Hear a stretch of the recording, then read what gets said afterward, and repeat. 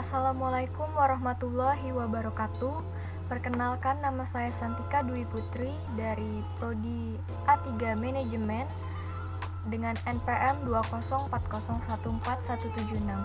Di sini saya akan mempresentasikan materi dari Ragam Bahasa Indonesia. Pengertian Ragam Bahasa Indonesia. Ragam bahasa Indonesia adalah variasi bahasa menurut pemakaian yang berbeda-beda, menurut topik yang dibicarakan, menurut hubungan pembicara, kawan bicara, orang yang dibicarakan, serta medium pembicara. Ragam bahasa yang oleh penutur dianggap sebagai ragam yang baik atau mempunyai prestis tinggi yang biasa digunakan di kalangan terdidik, di dalam karya ilmiah atau karangan teknisi perundang-undangan, di dalam suasana resmi atau di dalam surat menyurat resmi seperti surat dinas disebut ragam bahasa baku atau ragam bahasa resmi. Lalu fungsi dari ragam bahasa. Fungsi bahasa Indonesia dalam kapasitasnya sebagai bahasa nasional, yang pertama mampu menyatukan ribuan bahasa yang beragam di Indonesia. Yang kedua, sebagai simbol kebanggaan nasional. Yang ketiga, simbol identitas nasional. Yang keempat, menyatukan berbagai kelompok etnis. Yang kelima, sebagai pemersatu alat perhubungan antara budaya dan antar regional. Fungsi sebagai bahasa negara. Yang pertama, sebagai bahasa negara, bahasa pengantar dalam pendidikan. Yang ketiga, sebagai komunikasi di tingkat nasional untuk kepentingan perencanaan pembangunan nasional dan pelaksanaan. Yang keempat, budaya dan pengembangan alat-alat ilmu pengetahuan dan teknologi. Selanjutnya, macam-macam ragam bahasa. Ragam bahasa itu ada yang berdasarkan media. Yang berdasarkan media itu ada ragam lisan, ragam tulis. Yang kedua, ada ragam bahasa Indonesia berdasarkan cara pandang penutur. Yang ketiga, ada ragam bahasa Indonesia berdasarkan topik pembicaraan. Yang pertama, ragam bahasa berdasarkan media. Ragam bahasa lisan. Ragam bahasa lisan itu adalah ragam bahasa yang diungkapkan melalui media lisan terkait ruang dan waktu sehingga situasi pengungkapan dapat membantu pemahaman. Ciri-cirinya yaitu memerlukan kedua orang, berlangsung cepat, dapat dibantu dengan gerak tubuh dan mimik wajah, serta intonasi kesalahan dapat langsung dikoreksi. Yang kedua yaitu ragam bahasa tulis. Ragam bahasa tulis adalah ragam bahasa yang digunakan melalui media tulis yang dihasilkan dengan memanfaatkan tulisan dengan huruf sebagai unsur dasarnya.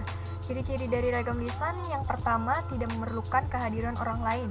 Yang kedua, berlangsung lambat. Yang ketiga, terikat ruang dan waktu serta dipengaruhi oleh tanda baca atau ejaan. Ini adalah contoh dari ragam lisan dan ragam tulis.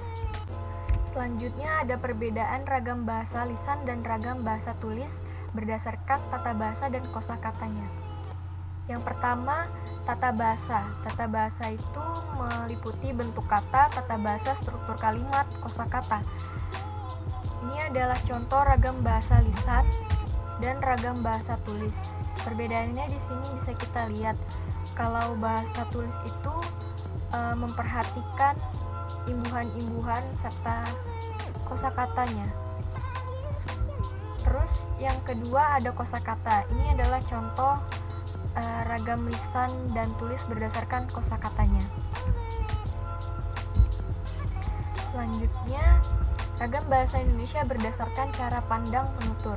Nah, berdasarkan cara pandang penutur ini, ragam bahasa Indonesia itu terdiri dari ragam dialek, ragam terpelajar, ragam resmi, dan ragam tak resmi.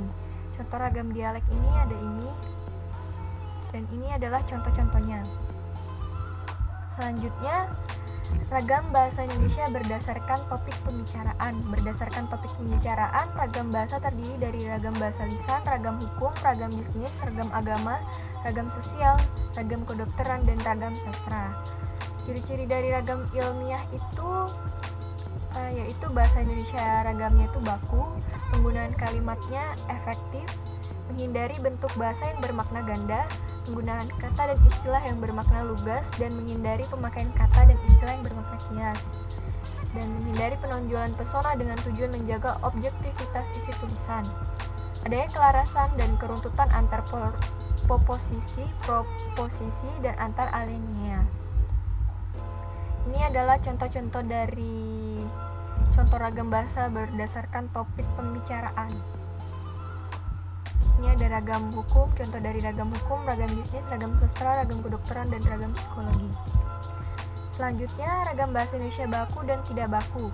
Ragam bahasa baku adalah ragam yang dilembagakan dan diakui oleh sebagian warga masyarakat pemakaian sebagai bahasa resmi dan sebagai kerangka rujuk norma bahasa dalam penggunaannya. Ini adalah ciri-ciri dari bahasa baku, yaitu komunikasinya resmi, wacana teknis seperti dalam laporan resmi, karya ilmiah, buku pelajar, dan sebagainya. Terus pembicaraannya itu di depan umum. Terus pembicaraannya dengan orang yang dihormati. Sedangkan kata baku itu bahasa yang digunakan dalam sehari-hari. Jadi tidak ada ciri-ciri dari penggunaan kata ini karena digunakan sebagai bahasa hari-hari atau seenaknya. Ini adalah contoh dari bahasa baku dan bahasa tidak baku.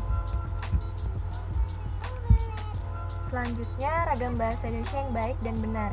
Ragam bahasa Indonesia yang baik dan benar adalah bahasa Indonesia yang digunakan sesuai dengan situasi pembicaranya, yakni dengan lawan bicara, tempat pembicaraan, dan ragam pembicaraan, dan sesuai dengan kaidah yang berlaku dalam bahasa Indonesia.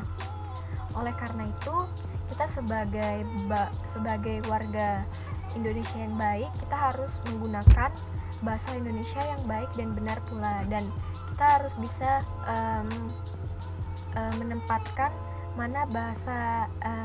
menempatkan bahasa yang kita pakai. Misal kita lagi ada di dalam acara formal, kita harus memakai bahasa formal. Ketika kita berbicara dengan orang sehari-hari, kita memakai bahasa yang tidak formal. Jadi untuk itu, sebagai warga Indonesia yang baik, kita harus bisa melestarikan bahasa Indonesia ini dengan menggunakan bahasa Indonesia yang baik dan benar. Sekian presentasi dari saya, kurang lebihnya mohon dimaafkan. Wassalamualaikum warahmatullahi wabarakatuh.